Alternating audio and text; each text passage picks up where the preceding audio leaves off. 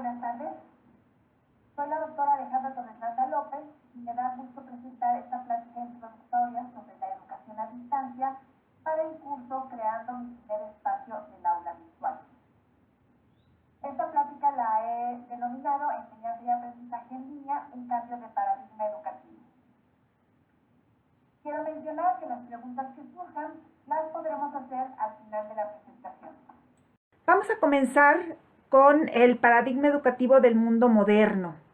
Acuérdense que la producción en serie y la igualdad social de siglos anteriores nos llevaron a crear un paradigma educativo en el que el profesor era el protagonista del proceso educativo, en que era autoridad absoluta en el salón de clase, era el poseedor de la verdad, no había manera en que lo contradijeras, depositaba toda la información en los estudiantes y el único elemento activo del proceso educativo era precisamente el profesor.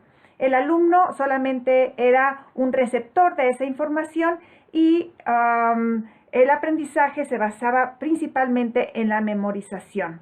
Eso obviamente respondía a un modelo positivista y funcionó muy bien porque preparó a la gente para ese mundo industrial que en aquellos momentos se vivía. Pero el mundo ha cambiado, vivimos en un mundo posmoderno, incluso hay autores en que dicen que hemos evolucionado en ese mundo posmoderno. Sin embargo, sí podemos rescatar algunas características que este mundo posmoderno nos ha dado y nos lleva a identificar debilidades y fortalezas a partir de esa crisis de una sociedad de consumo, las estructuras del pasado que son muy fuertes y son difíciles de cambiar, la globalización, el cambio que tenemos de intercambios entre todo el mundo y obviamente el uso de las tecnologías. Algunos de los otros aspectos de este mundo posmoderno nos dan fortalezas que nos ayudarán a utilizarlo para los modelos de educación modernos. Entonces, este cambio de paradigma mundial nos lleva también a un cambio de paradigma educativo para que responda al mundo posmoderno.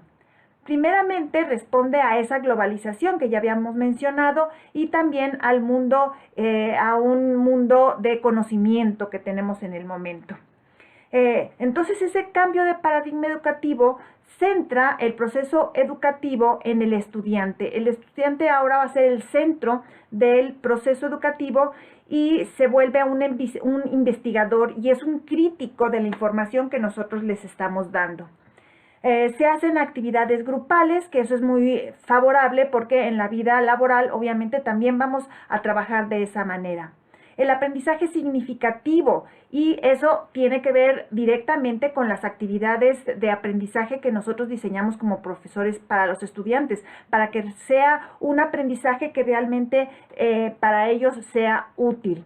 Ellos construyen conocimientos, ya no nada más es una repetición de conocimientos o de información que les habíamos dado, sino ellos mismos construyen sus propios conocimientos y entonces los profesores nos volvemos guías y estrategas. Vamos a crear más bien estrategias de aprendizaje para que sea mucho más sencillo para los muchachos. Esto responde al modelo constructivista que la Universidad Autónoma de Aguascalientes tiene en su modelo educativo institucional. Las tecnologías de información y comunicación han tenido varias etapas a lo largo del tiempo. Una primera generación de las tecnologías de información y comunicación las tenemos entre 1850 y 1960, en donde se generan impresos para, obviamente, esta comunicación y una de esas comunicaciones es al interior de los procesos educativos. Se usa la radio y la televisión. Una segunda generación entre 1960 y 1985 tenemos la aparición del audio, video, televisión y fax. Una tercera generación en 1985 y 2000, que el boom de las computadoras que surge en décadas anteriores se ve ahora multiplicado en todas las áreas y se utilizan obviamente para la educación. También tenemos audio y video con las videocaseteras y entramos a el uso del Internet. Un Internet al que se le denomina la web 1.0. Y una cuarta generación en la que tenemos ya dispositivos móviles como son las laptops, las tablets o los teléfonos inteligentes en los que podemos utilizar ya un Internet pero con una web 2.0. Veamos la diferencia en este tipo de webs, porque obviamente en la web 2.0 va a entrar las plataformas educativas como el Moodle, que utiliza la plataforma institucional de la Universidad Autónoma de Aguascalientes. El Internet Web 1.1 era cuando se iniciaba el Internet y entonces era un discurso lineal. Había gente que diseñaba las páginas, las subía a este mundo virtual y había los consumidores. Había pocos productores de estos contenidos, pero muchos lectores. Eran páginas más estáticas y las actualizaciones eran inconstantes. Entonces a veces tenías información ya muy antigua y los usuarios o los lectores eran solamente consumidores de la información.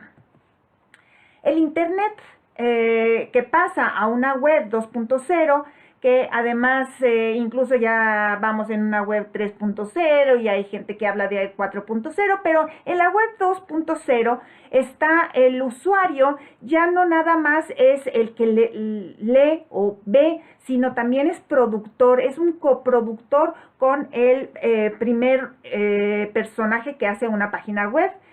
Se facilita el uso y la aportación en los espacios virtuales.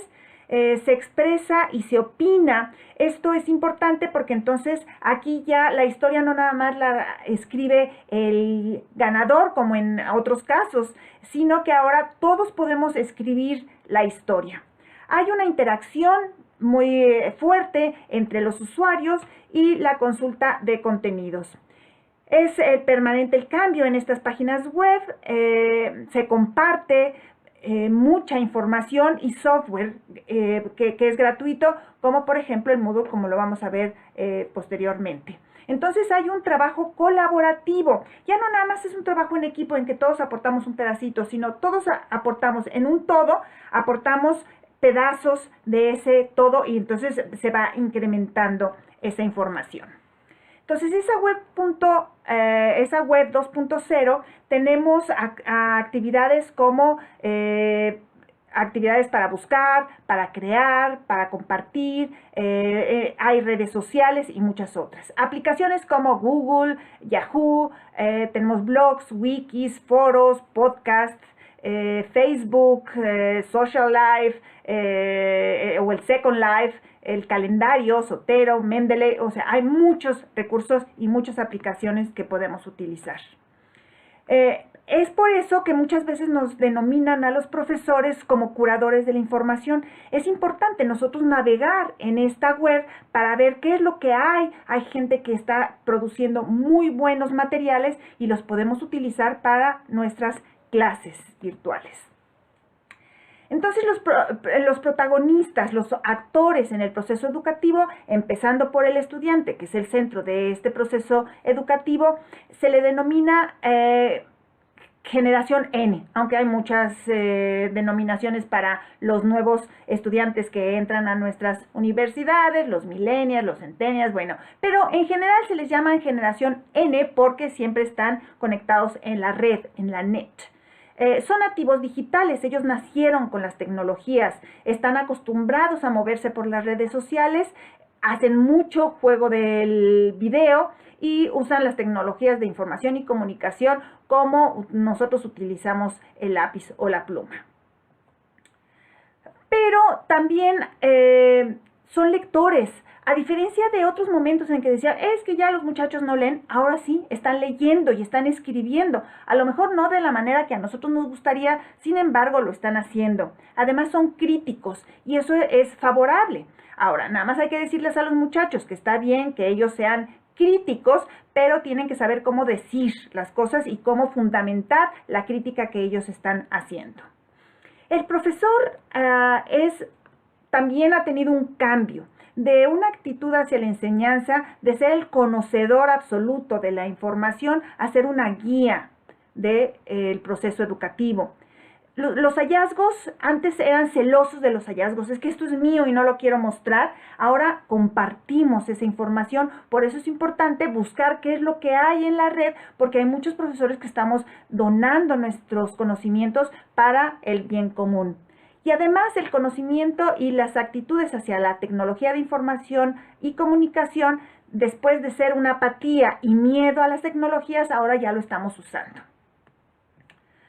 Incluso Jordi Adel nos menciona que los profesores tenemos un camino a recorrer para el uso de las tecnologías. Empezamos por el acceso a las tecnologías, después adoptamos alguna de las tecnologías, después nos adaptamos a ellas y luego nos apropiamos. A veces ya dices, es que no podría yo escribir sin una página de texto, o hacer una presentación digital sin un recurso en particular, y luego nos volvemos inventores de la misma tecnología. Entonces, estos profesores, nosotros como profesores, tenemos mucho que aportar, aunque seamos inmigrantes digitales, porque somos creadores de contenidos, clasificamos y seleccionamos, somos esos curadores de la información. Además, somos más sistemáticos para hacer las cosas, usamos la web 2.0 y somos colaborativos. Los espacios virtuales, además, hay que considerar que siempre están en un proceso beta. Eso quiere decir que siempre están en constante cambio. El derecho de autor, claro, siempre hay que referir, por eso en algunas de las imágenes que tengo, refieres la fuente de donde obtuviste la información, pero hay un remix, o sea, yo puedo utilizar esa información, dar el derecho de autor a la persona que inició ese contenido y después yo puedo manipularlo para que se ajuste a las necesidades de mi grupo. Acuérdense que mientras más se use, mejor queda. Los ambientes hay que también hacerlos lúdicos, jugar un poquito con los muchachos para que no sientan la presión dura y decir, ay, es que tengo que entrar a la página web para ver mi clase. No, ¿sabes qué?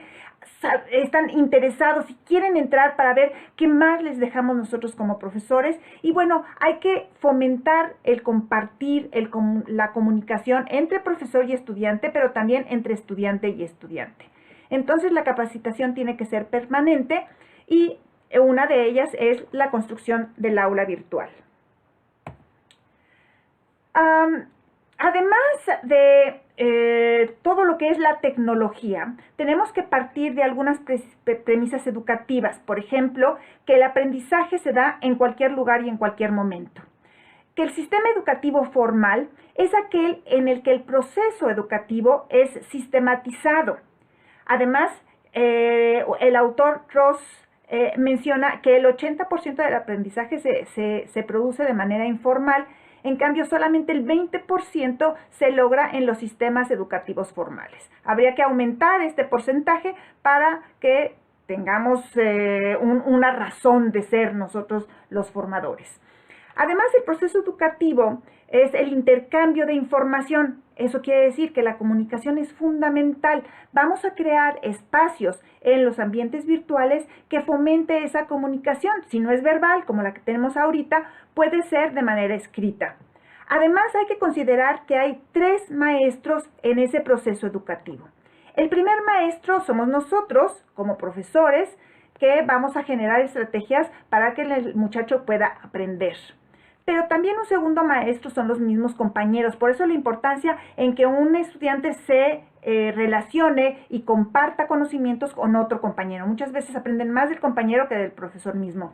Pero hay un tercer maestro que se le denomina al espacio, a esa infraestructura educativa, ya sea un espacio físico o el espacio virtual. Por eso es tan importante cómo vamos a diseñar nuestras aulas virtuales para que el estudiante sea sencillo seguir la información que nosotros les estemos dando. Otra de las premisas es que las modalidades del proceso educativo pueden ser varias. Una de ellas presencial, que es la que estamos acostumbrados a hacer, es la tradicional, pero también tenemos la modalidad a distancia. Esa modalidad a distancia tiene muchas versiones. Puede ser por correspondencia, que ya se usaba desde el siglo XIX. También tenemos la enseñanza multimedia por radio y televisión, que se utilizó en la década de 1960, finales de los 60, de los 70, se enseñaba esta educación por televisión. Incluso México tuvo muchos premios por esa modalidad. También tenemos la enseñanza telemática a través de la computadora, utilizando la Web 1, que se usó en la década de los 80, y la enseñanza vía Internet, que ya es a partir de 1990 y después del año 2000, donde se usan ya dispositivos móviles. ¿Pero qué es una plataforma educativa? Bueno, una plataforma educativa es un gestor de contenidos educativos, que le llaman LMS por sus siglas en inglés, Learning Management System.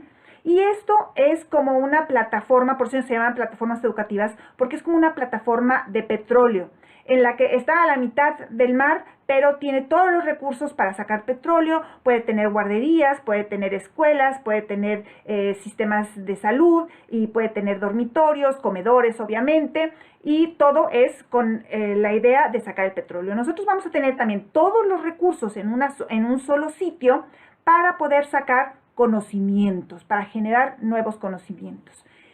Entonces, estas plataformas agrupan recursos de comunicación, de información, de trabajo, tanto de individual como grupal, y también nos permite evaluarlo. Permite entonces diseñar e implementar cursos en línea con textos, audios, videos, multimedia, y podemos evaluarlo, el aprendizaje, que es lo más importante. La plataforma institucional que utilizamos en la Universidad Autónoma de Aguascalientes es Moodle, que es una plataforma diseñada por un australiano, Martin Dujemans, que surge a partir de su tesis doctoral, y él, cuando termina, dice: la voy a poner al público de manera gratuita. Él se basa en la teoría constructivista y es una plataforma libre, como ya lo mencioné, pero es colaborativa. Entonces, a alguien que se le ocurre algo nuevo para Moodle, entonces lo manda a los productores de esta plataforma, y entonces va haciéndose más robusta esta plataforma. ¿Cómo vamos a navegar en el aula virtual? Primero vamos a entrar a la Universidad Autónoma de Aguascalientes, a la página, y podemos utilizar el recurso o el botón que tenemos en la parte superior derecha, o directamente escribiendo la URL https://aulavirtual.ua.mx. Lo que vamos a encontrar en el aula virtual son muchos recursos y actividades, y están divididos, así lo divide Moodle. Entonces, esa sería la primera clasificación de estas herramientas, es por su interacción, cómo interactuamos con cada una de las herramientas, pero también las podemos clasificar por su uso, que las podemos clasificar en recursos o actividades o recursos que nos ayudan para informar, para comunicarnos, para hacer un trabajo colaborativo o para evaluar. Vamos viendo rápidamente cada uno de ellos, cómo podemos utilizarlos. Por ejemplo, en la información, para información podemos utilizar tareas, archivos, páginas web, lecciones, glosarios, páginas simples, o los objetos de aprendizaje, que son paquetes SCORM. En comunicación tenemos los que son sincrónicos y asincrónicos. Sincrónicos es que están en el mismo tiempo, pero no en el mismo lugar, y los asincrónicos es que no comparten ni el tiempo ni el lugar. El más importante de los ambientes virtuales es el foro, porque es muy cómodo, además es muy robusto, y podemos tener muchas opciones para ello. Estos son elementos fundamentales para el proceso educativo. Obviamente la comunicación es uno de los elementos importantes para la formación.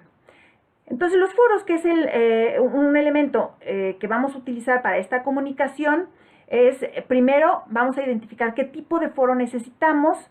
Hay que decirles a los muchachos, si vamos a usar un foro general, que sigan ciertas cadenas, y que cuando vayan a hacer su aportación, pues refieran al tema, que se basen en alguna lectura, o que comenten sobre algún comentario de los compañeros, y la retroalimentación es fundamental. El profesor siempre debe iniciar y cerrar un foro, no dejarlos nada más abiertos a ver que los muchachos puedan imaginarse a ver qué hacen en esos espacios virtuales. El trabajo colaborativo es para que los muchachos puedan trabajar en un solo espacio, como en un documento en la nube, y aquí tenemos los wikis, los glosarios y los talleres. Y obviamente en la evaluación podemos evaluarlos a través de tareas, de los foros, de los diarios, de los cuestionarios, consultas, encuestas e inclusive con unos paquetes que se llaman Hot Potato. También los podemos evaluar. Algunos ejemplos de las páginas que ya se han elaborado es esta que diseñó el maestro José Luis Márquez. Tiene su bienvenida, tiene un cierre y lo divide en las diferentes unidades de su materia. Otro de los ejemplos es el diseñado por la maestra Lilia Guerrero, en la que en lugar de dividirlo por unidades, lo divide por ejercicios y aumenta o coloca un calendario para seguir los temas que están trabajando. Y por último, uno en el que yo estoy trabajando, en el que también tenemos una introducción, un cierre y también se divide en unidades.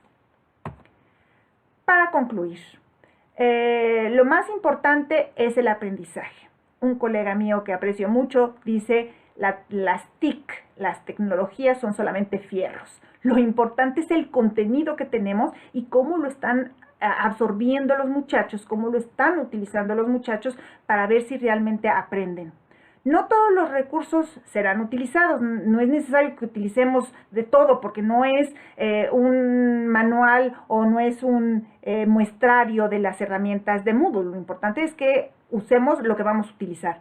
Cada curso tiene necesidades diferentes. A lo mejor necesito un recurso de tarea, a lo mejor necesito un foro.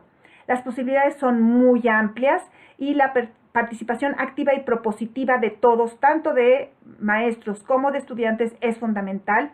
Y no se preocupen mucho, lo van a conocer según vaya siendo necesario. Entonces no se agobien por tanto el contenido, sino poner recursos básicos al principio y poquito a poquito lo van a ir complementando.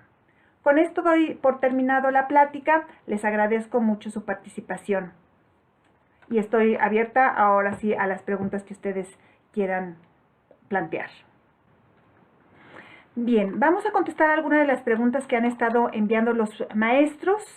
Bien, una de las preguntas del maestro Bruno dice, en este curso aprenderemos a montar sesiones como estas con nuestros alumnos. Bueno, la idea es que podamos nosotros primero entender todo la idea de la educación a distancia y el uso de materiales. Y conforme vayan avanzando y las necesidades que se vayan presentando en cada uno de ustedes, claro, podríamos llegar a este tipo de eventos si fuera necesario. Ok, ¿cómo retroalimentar a los estudiantes? En otro de los videotutoriales que van a ver, se les va a mostrar, pero la retroalimentación de los estudiantes, como lo señalaba yo en la presentación, puede ser de muchas maneras. Puedes retroalimentar a través de un foro o de una tarea. Hay muchos espacios de retroalimentación para que ellos estén conociéndolo. Es bueno cuando es en foro porque eso lo ven todos los estudiantes. En cambio, cuando haces una retroalimentación de una tarea, es solamente para el alumno que te envía esa tarea. Entonces, también hay que ver qué necesidad tienes en cada uno de ellos para utilizar el recurso necesario. Otra pregunta.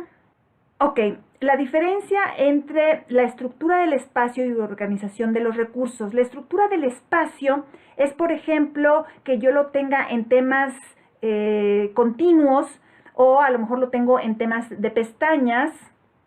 Y la organización de los recursos es, por ejemplo, si yo pongo una actividad o pongo una tarea o pongo un foro, dependiendo de las necesidades propias de tu curso en particular.